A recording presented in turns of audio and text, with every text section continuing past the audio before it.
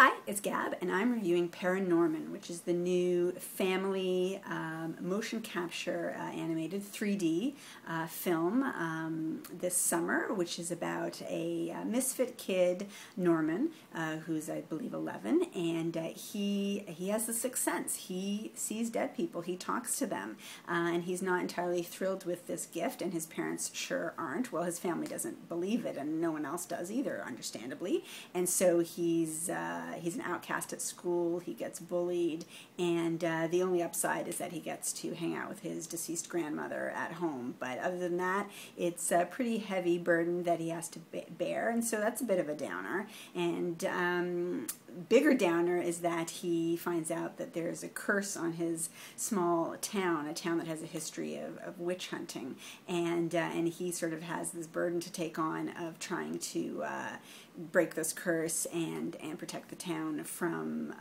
sort of somewhat of a zombie attack.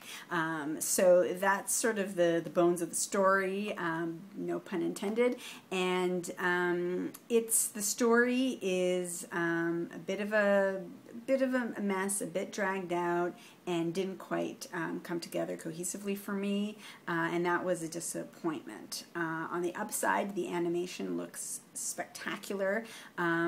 Stop motion is somewhat refreshing to see in the animated genre, where so much is CGI now, and in 3D it just looks extra spectacular. The textures, the details that they used are just very charming. And so full points for that. And so that was enough to enjoy visually, but it would have been nicer to have, for me, a story that I enjoyed more to go along with that. There are some very nice laughs sprinkled throughout, and some of the story elements and jokes are a bit sophisticated and maybe could have been better delivered upon if the audience could have been an older audience. I think they're trying to find a middle ground, and it's not entirely a children's movie. I would definitely caution parents of sensitive children and younger children. I'd say anyone under the age of 10, or if your child is somewhat sensitive, there's some very scary, obviously some disturbing story elements in the whole dead people issue, and visually and gag-wise, some quite sort of scary shots and scenes and whatnot going on that put it in a category sort of like the recent Monster House, and this is brought to you by the makers of Coraline. Again, similar idea, where there's a bit of a chill factor, and so the intended audience that it goes for is a little bit sort of up in the air.